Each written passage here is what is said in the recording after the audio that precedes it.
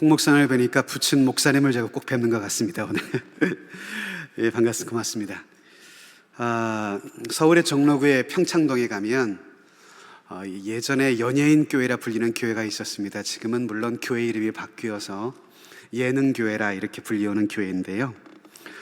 이 교회가 사실 처음 시작될 때에는 몇 명의 연예인들과 기독 연예인들이 함께 모여서 성경을 공부하는 것으로 이 예능교회가 시작이 됐다고 합니다. 처음에 전사님과 교인들이 이제 모여서 마태복음 1장에 나오는 마리아의 잉태 사실, 그리고 처녀 약혼녀인 마리아의 임신 사실을 한 요셉이 조용히 자기와 정혼했던 마리아의 정혼 파기를 하려고 할 때에 천사가 나타나서 마리아의 잉태는 성령의 역사하심이라 라고 하는 말을 듣는 그 과정을 좀 공부하는 중이었다고 합니다. 근데 당시에 공부에 참여했던 그 한 분이 마리아가 성령으로 아기를 가졌다라고 하는 이 부분에 마음이 걸린 것입니다. 그래서 이 부분을 전사님에게 아주 집요하게 붙들고 늘어졌던 것이죠. 아니, 세상에 믿을 게 따로 있지, 어떻게 처녀가 아이를 가진다는 이렇게 황당한 거짓말을 마태복음 1장에 기록해 놓고 이것을 믿으라고 하면 어떻게 2장으로 넘어가느냐고, 그러면서 성경 공부에 진도가 나가지를 않고 있는 상황이었습니다. 그러자 후에야 나중에 장로님으로서 봉사하시다가 지금은 소천하시긴 했지만 당시 그 예능교회 교인이었던 구봉서 장로님 아시죠? 이 구봉서 씨가 옆에서 가만히 이 모습을 지켜보고 앉아있다가 하도 답답하니까 그 믿지 못하겠다고 진도를 못 나게 하는 그 사람을 향해서 한마디를 하셨대요. 야, 지서방이 믿는다는데 왜 네가 난리야? 이러더랍니다. 지서방이 믿는다는데 왜 네가 난리냐. 오늘 특별히 부족한 종을 파남교회 귀한 강단에 불러주셔서 진심으로 감사를 드립니다. 먼저 우리 홍 목사님과 우리 당의원, 우리 장로님들께 감사를 드리고요. 특별히 제 자신에게 있어서 이 파남교회는 아주 특별한 의미가 있는 그런 교회입니다. 그 첫 번째는 파남교회 원로 목사님이셨던 고 홍동표 목사님께서 사실 저의 부부의 약혼 주례도 해주셨고 또 저의 결혼식 주례도 친히 해주셨어요. 신혼여행을 다녀와서 저희 부부가 목사님을 찾아뵙지 않았겠습니까? 사택으로 오라고 해서 찾아가 뵀더니 그 당시 홍 목사님이 저희 부부를 앉혀놓고 이런 당부를 하셨어요. 그 당시는 제가 전도사였으니까, 양 전도사님, 결혼 후에 사역을 하게 되고 이 사모님과 함께 사역을 하게 될 텐데 결혼 후에 사역을 할 때 유의해야 할 사항이 꼭 있습니다. 그것은 어떤 성도가 초대하든 식사 초대이든 무슨 자리이든 어디든지 항상 사모님 손을 꼭 붙들고 함께 가시도록 이 말씀 꼭 명심하세요. 그러면 가정과 사역을 지키실 수가 있을 겁니다 라는 말씀을 해 주셨어요. 저도 어느덧 이렇게 사역을 한 30여 년 해오면서 당시 홍 목사님께서 왜 그런 말씀을 하셨나라는 것이 정말 이렇게 마음속 깊이 이렇게 새겨지는 그런 시간들이 많았습니다. 두 번째 의미 있는 이 파남교회 이유는 이 파남교회를 통해서 제가 목회자로서 평생 사역의 길을 달려갈 수 있는 배필을 만날 수 있었다는 것입니다. 조금 전에 홍 목사님께서도 말씀하셨다시피 제 아내는 김만숙 사모고요. 파남교회 출신입니다. 주일학교 때부터 우리 중등부, 고등부, 청년부에서 신앙생활을 해왔죠. 사모는 홍 목사님과 많은 성도님들의 사랑 속에 영적으로 아름답게 잘 성장한 그런 자매였습니다. 결혼 전에 이렇게 서로 사귀다 보면 같이 기도할 때가 있는데 이 사모가 그 당시 이 자매로서 기도하면 방언 기도를 해요. 그 기도가 이젠 별명을 이스라엘 기도라고 붙여놨어요. 이스라엘 해가지고 이스라엘 기도를 하는데 방언이 그렇게 예쁘게 기도할 수가 없는 거예요. 제가 사모를 20대 초반에 선교단체에서 만나서 교제를 했는데요, 이 사모는 저를 만나면 항상 하는 10중에 8구 얘기가 뭐냐 하면 주일 예배 이야기, 홍 목사님이 전하신 말씀에 은혜 받았다는 이야기. 신학생인 저한테는 참 듣기 별로 안 좋아하는 얘기인데 만나기만 하면 교회 얘기만 하는 거예요, 저한테. 그렇게 교회를 사랑하고 교회를 좋아하고 또 말씀의 은혜를 사모했던 그런 참이었던 것으로 기억납니다. 결혼 직전까지도 사실은 사모랑 이렇게 교제하는 게 여의치 않았어요. 왜 그런가 봤더니 제가 최근에 물어봤어요. 도대체 당신 결혼 전에 교회 어떻게 봉사한 거야? 그랬더니 이렇게 말을 하더라고요. 토요일 날은 중고등부 교사하고 또 주일 아침에는 유초등부 교사하고 11시 때는 찬양대 봉사하고 또 주일 오후에는 청년부 임원을 했다고 하더라고요. 아니, 교회는 사람이 없나? 이 김만숙 씨만 이렇게 많이 들들 볶나? 라는 생각이 들었습니다만은 우리 사무알, 당신 다 그렇게 했대요. 야, 참 대단한 교회라 생각이 들었습니다. 열심히 교회를 섬기느라고 데이트 시간 빼기가 좀 어려웠긴 했습니다만은 오늘 이렇게 정말 30여 년 만에 제가 이 파남교회를 다시 와보니까 우리 성도님들 많이 이렇게 바뀌시기도 하셨고 또 예전에 보셨던 분들이 또 많이 이렇게 연세가 지긋하게 드신 모습도 보이기도 하는데요. 모쪼록 파남교회를 통해서 우리 여러분들의 영혼이 잘됨 같이 범사가 잘되고 늘 강건하기를 소망합니다. 오늘 저는 이 본문을 가지고 같이 해보실까요? 주님 오심을 예비하는 사람들, 이 주제로 주의 음성을 함께 이 밤에 들었으면 좋겠습니다. 목사님이 조금 전에 이렇게 들어오실 때 목사님 오늘 날씨가 너무 추워서 수요 예배에 얼마나 많은 성도들이 오실지 모르겠습니다라고 약간 염려를 하시더라고요. 근데 오늘 보니까 너무 많이 오셨어요. 우리 좌우분들 보시면서 인사할까요? 잘 오셨습니다. 주님의 이름으로 축복합니다. 기독교의 절기 중에 우린 가장 큰 절기라 할 수 있는 성탄절을 이제 한 주 앞두고 있습니다. 지금 절기를 우리는 대강절이라 부르기도 하는데요. 이 대강절은 어떤 절기일까요? 2000년 전 이 땅에 오셨던 그 주님을 다시금 마음 가운데 기념을 하고 미래에 장차 다시 오신다고 약속하신 그 주님의 재림을 기다리는 절기, 그래서 대림절, 대강절 이렇게 부르기도 합니다. 이처럼 주님을 기다리는 대강절, 성탄절을 한 주 앞둔 이 주간에 믿지 않는 사람들이야 성탄의 의미를 모른 채 그저 먹고 즐기는 날로 그렇게 보내고 있습니다. 그런데 우리 성도들은 이 절기를 나 자신을 돌아보며 깨어서 기도함으로 주님의 오심을 기다리는 그런 마음으로 이 절기를 지켜야 할 줄로 믿습니다. 그래서 우리 육신의 욕심을 따라 살았던 그동안의 이기적인 모든 마음들을 돌이켜서 이제는 받은 주님의 사랑을 이웃들에게 나누며 전하는 시간으로 삼도록 힘써야 할 것입니다. 이 땅에 오신 주님, 그리고 이 땅에 다시 오실 주님을 기다리는 이 대강절의 기간에 우리는 2000년 전 예수님의 탄생과 가장 가까이 이 땅에 주님 오심을 예비하는 일에 쓰임받았던 이 두 사람, 특별히 마리아와 요셉 부부의 소중한 믿음과 그들의 신앙을 오늘 밤에 살펴보려고 하는 것입니다.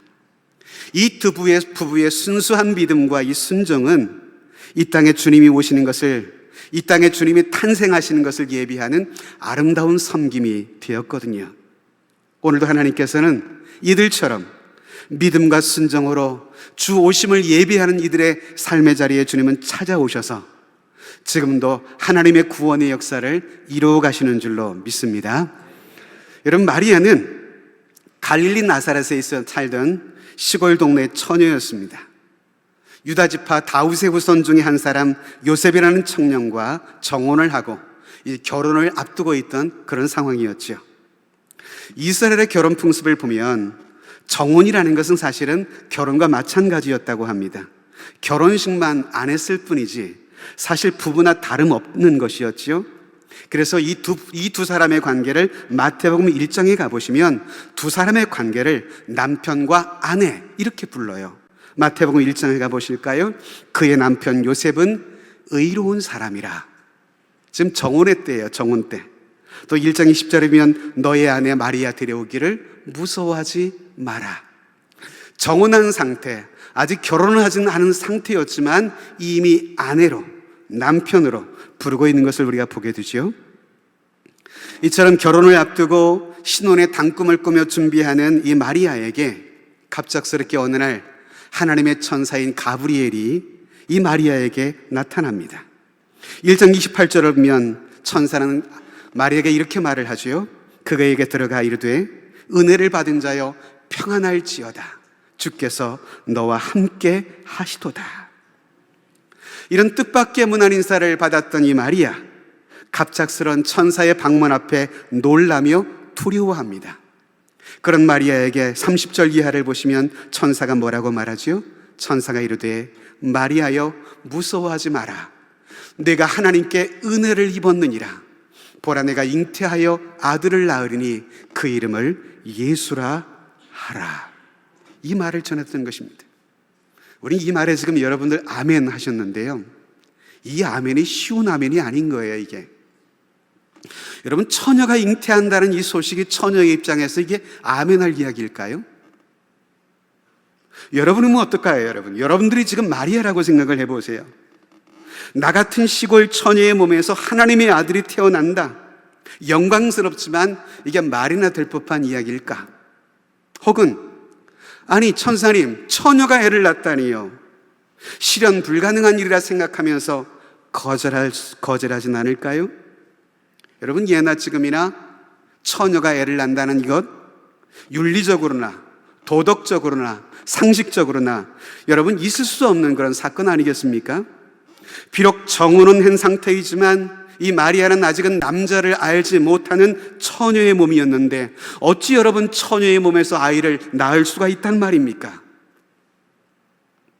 그때 그런 의심이 가득한 마리아에게 천사는 35절에 이렇게 말을 합니다. 읽어볼까요? 35절, 천사가 대답하여 이르되 성령이 내게 임하시고 지극히 높으신 이의 능력이 너를 덮으시리니 이러므로 나실 바 거룩한 이는 하나님의 아들이라 일컬어주리라.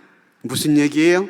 마리아야, 내가 지금 낳을 그 아들은 남녀 관계로서가 아니라 성령의 초자연적인 능력이 너에게 임하여 너를 잉태케 할 것이다.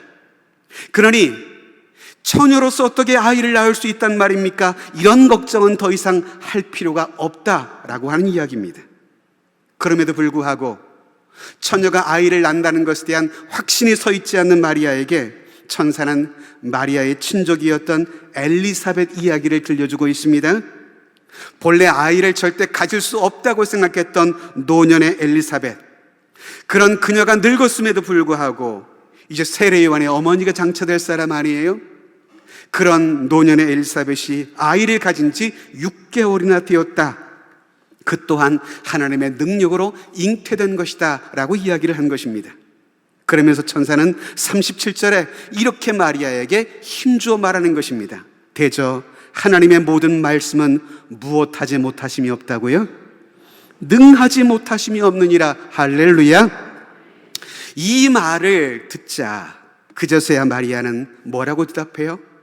주의 여종이오니 말씀대로 내게 이루어지이다. 이러고 수용한 것입니다. 여러분, 마리아의 이 놀라운 고백은 마리아의 순전한 믿음과 그의 순종을 보여주는 거예요. 여러분, 그래서 그녀는 하나님의 아들이신 예수 그리스도를 낳는 모친으로 자신을 하나님 앞에 드리기로 작정한 것입니다.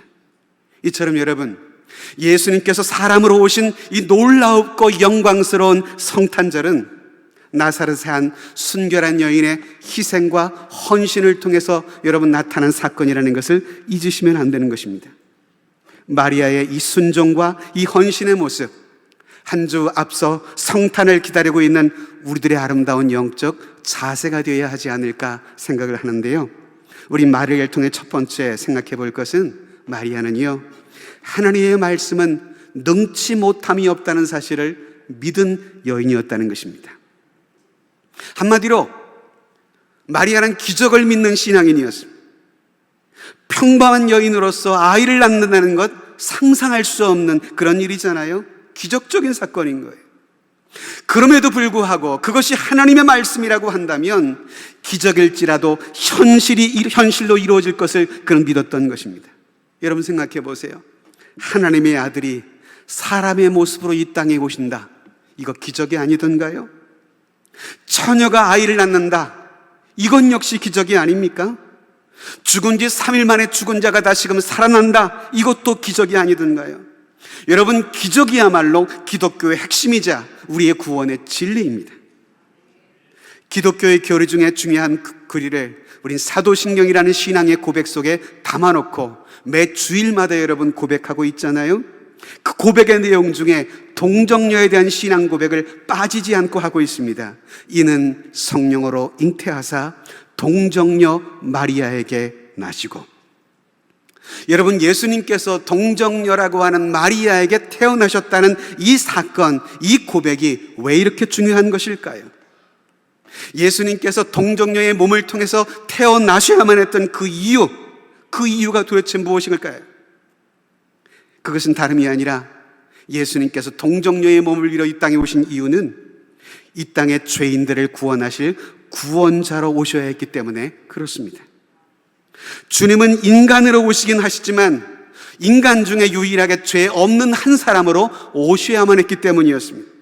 로마서 3장 10절에 보면 뭐라고 이야기합니까? 기록된 바 의인은 없나니 하나도 없으며 또 모든 사람이 죄를 범하였음에 하나님의 영광에 이르지 못하더니 모든 사람들이 다 죄인이라고 성경은 선언하고 있습니다.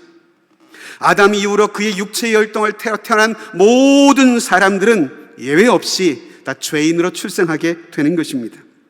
그러므로 우리들 가운데 죄 없이 태어날 길은 전혀 없습니다. 그러니 여러분, 아담의 혈통을 따르지 않는 혈과 육이 아닌 여러분 동정녀의 몸을 통해서, 그리고 사람의 방식이 아닌 하나님의 방식으로 이 땅에 오셔야만 했던 것이죠.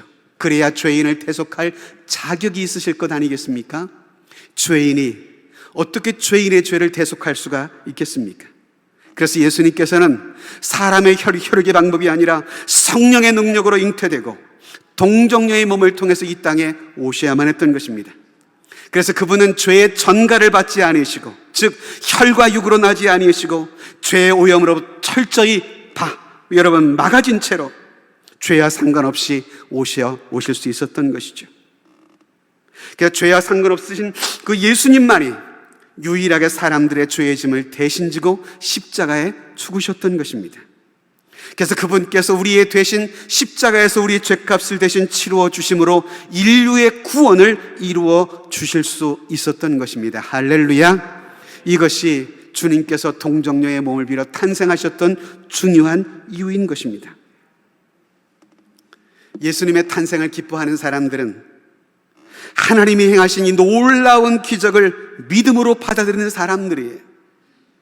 그러나 예수님의 동정녀 탄생을 믿지 못하는 사람들은 이것은 도저히 과학적으로 불가능하다고 주장합니다.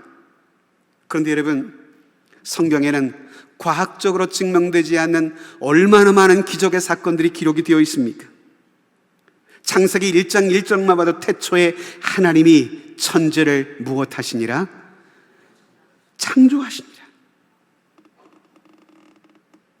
430년 동안 종살이하던 이스라엘 백성들을 애굽에서 구원해낸 모세, 그들의 앞길을 가로막는 홍해를 모세가 무엇으로 갈랐어요? 그의 손에 들린 지팡이로 갈랐잖아요. 홍해를 지팡이로 가른다. 이것도 여러분 상상할 수 없는 기적이 아니던가요? 여호수아와 함께 가나안 땅에 들어갔던 그들 앞에 놓여있던 금성철벽 같은 여리고성을 무엇으로 무너뜨렸죠?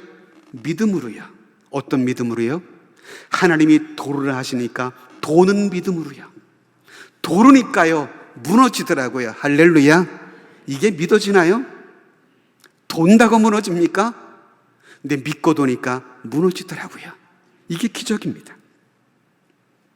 성경은 이런 놀라운 기적의 사건을 증명하려고 하기보다는 뭐라고 선포합니까? 이 일은 하나님이 하신 일이라 선포하고 있습니다.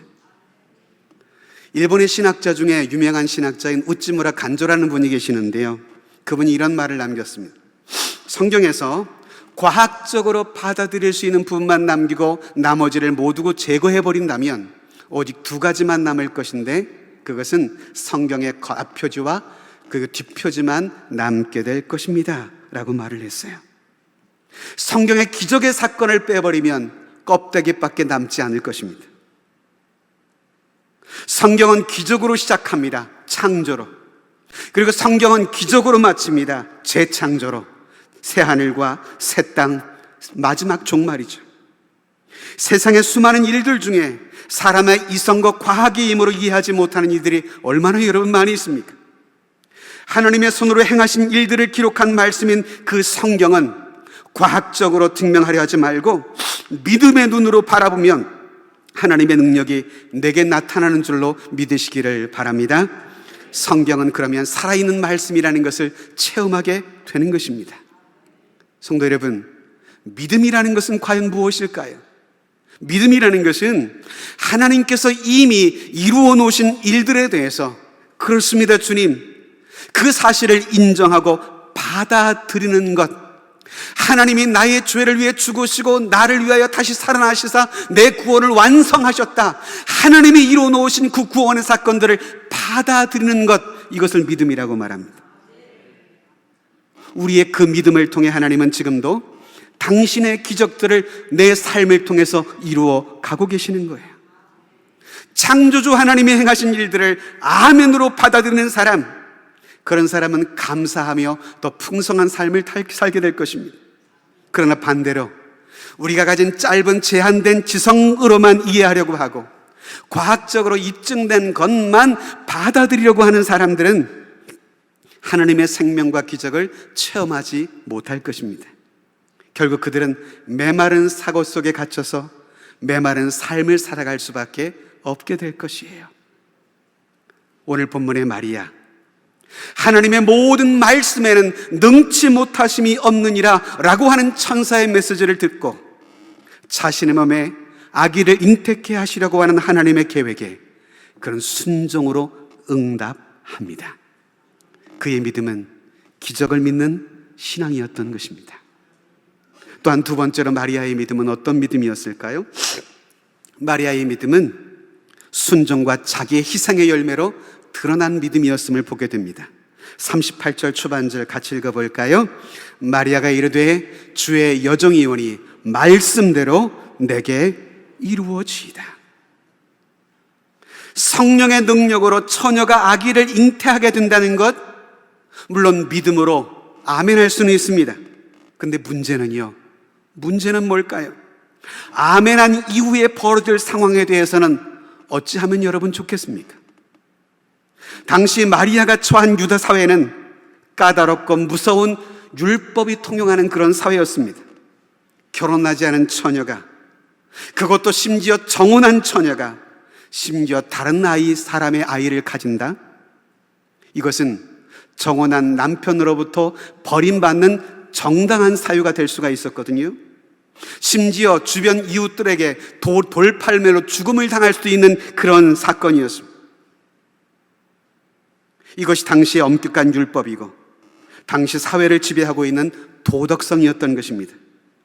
그럼에도 불구하고 지금 마리아가 나는 지금 아이를 잉태해도 좋습니다 라고 하는 그 결심에는 이 사건을 내가 수용함으로 내 사랑하는 남자에게 버림을 당한다 할지라도, 가족과 사람들로부터 비난을 받는다 할지라도, 심지어 사람들에게 돌로 쳐 죽임을 받는 일이 있을지라도 라고 하는 자기 희생의 의지가 담겨 있었기에 그것을 받아들일 수 있었던 것 아니겠습니까, 여러분? 말씀대로 내게 이루어지이다라고 하는 이 동의, 물론 옆집 처녀에게 이런 일이 이루어질 줄은 믿습니다 라고 하는 것은 대답하기 쉬워요. 내가 당할 일이 아닐 수 있으니까. 근데 여러분, 마리아의 대답은요, 그 일이 누구의 이루어지기를 받아들였다고요? 내게 이루어지기를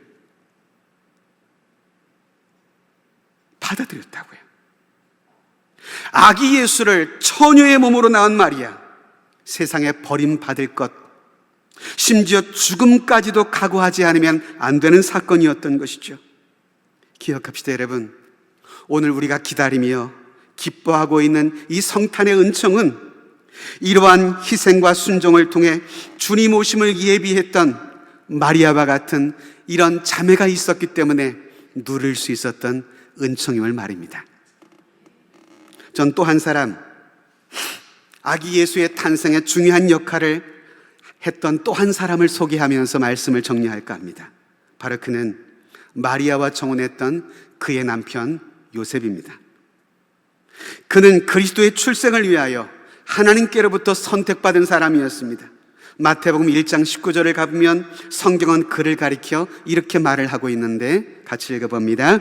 그의 남편 요셉은 의로운 사람이라 그를 드러내지 아니하고 가만히 끊고자 하여.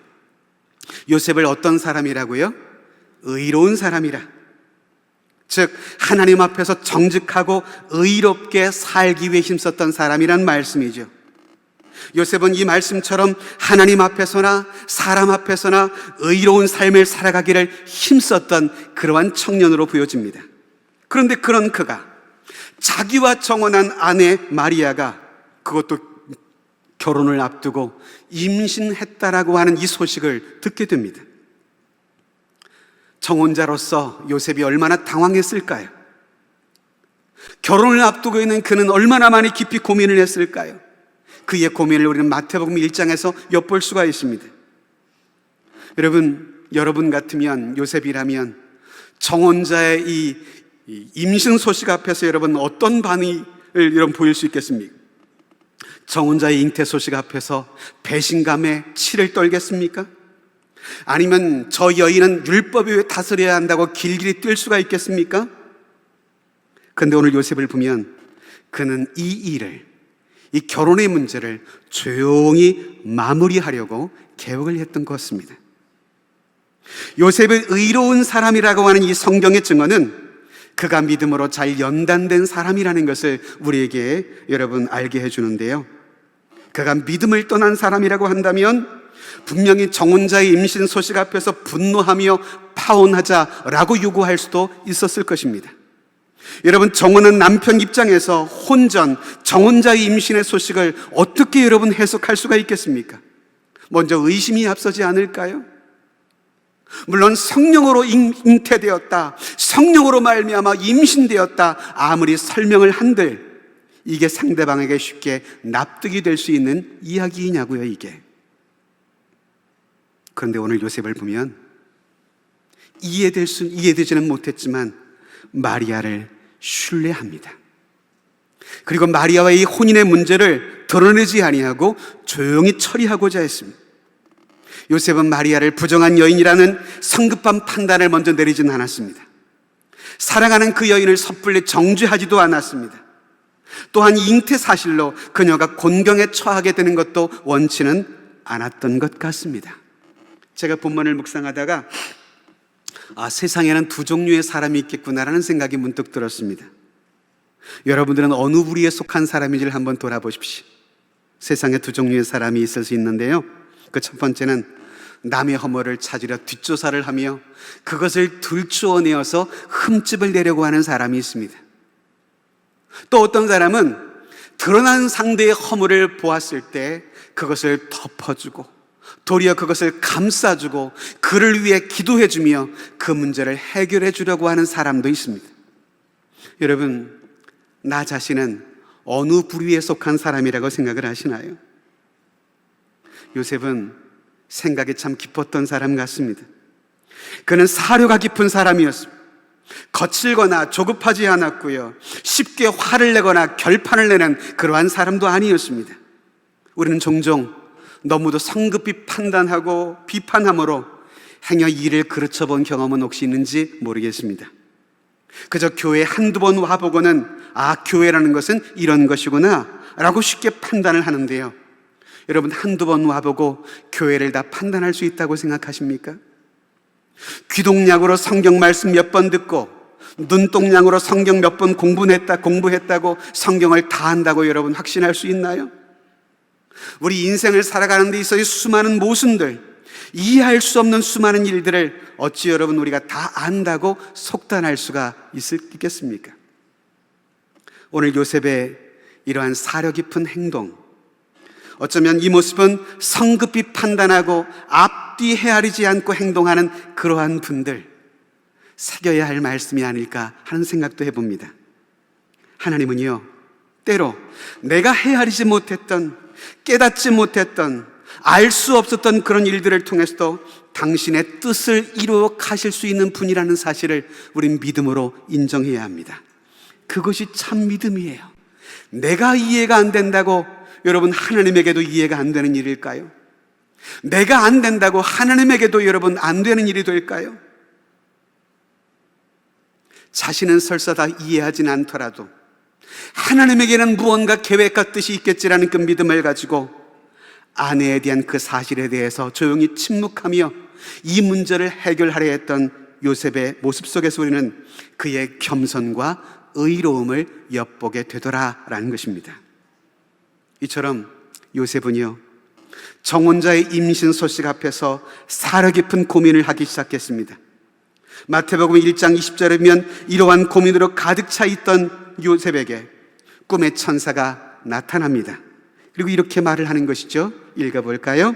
이 일을 생각할 때에 주의 사자가 현몽하여 이르되 다윗의 자손 요셉아, 내 아내 마리아 데려오기를 무서워하지 말라. 그에게 잉태된 자는 성령으로 된 것이라. 이런 천사의 음성을 이젠 요셉이 직접 꿈에 보고 듣게 되는 것입니다.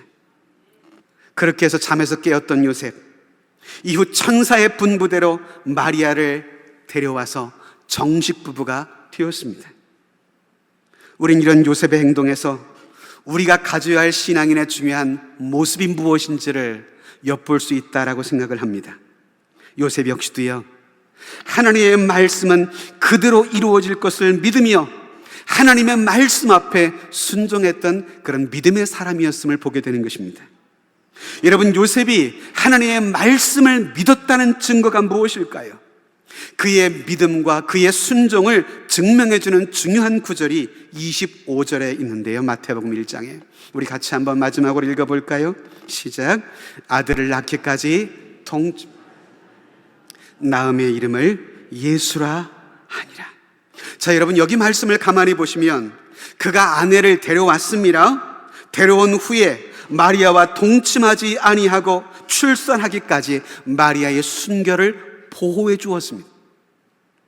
즉, 장차 내 아내 마리아의 몸속에 태어날 아기는 정말 천사의 말씀처럼 성령으로 잉태되어진 하나님의 아들을 믿었기 때문에 기다렸던 것입니다. 그리고 그 아기가 태어나자마자 천사가 말씀하신 그 말씀대로 아이의 이름을 누구라 줬다고요? 예수라. 자기 백성을 저희 주에서 구원할 자 예수라. 요셉은 여러분, 이처럼 하나님의 말씀을 믿고 그 말씀 앞에 순종함으로 첫 번의 성탄을 예비하는 믿음의 중요한 역할을 했던 것입니다. 여러분, 성탄절, 성경이 예언한 대로 아기 예수님께서 처녀의 몸에서 탄생하여 우리 가운데 오신 바로 그날이 바로 성탄절입니다. 하나님께서는 지금도 마리아와 요셉처럼 순종과 믿음을 가지고 우리 주님의 오심을 예비하는 그런 사람들을 통해서 지금도 일하시는 하나님이십니다. 우리 주님께서는 우리를 친히 구원하시려고 영광의 자리를 버리시고 낮고 천한 사람의 모습으로 이 땅에 오셨습니다. 이 구원의 주님이 자신의 몸에서 출생할 수 있도록 순결한 믿음으로, 순결한 순종을 통해서 자신을 하나님 앞에 내려드렸던 이 마리아, 또한 아기 예수님께서 이 땅에 오실 수 있도록 이 거룩한 사역에 협력하였던 요셉의 헌신적인 이 믿음, 이 두 사람이야말로 2000년 전 주 오심을 예비하는데 정말 가장 아름답게 쓰임받았던 믿음의 조연들 중에 가장 중요한 조연들이 아니었을까 하는 생각을 해보게 됩니다.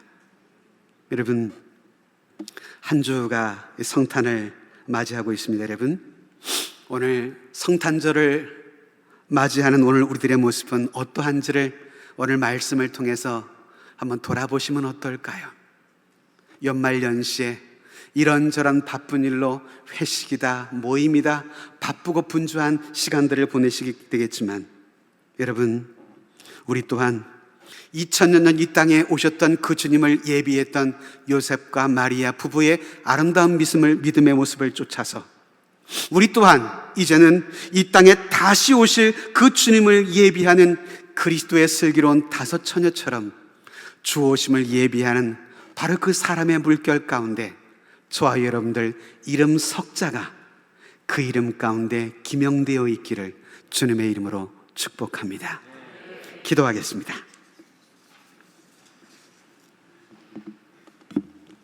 하나님 아버지, 오늘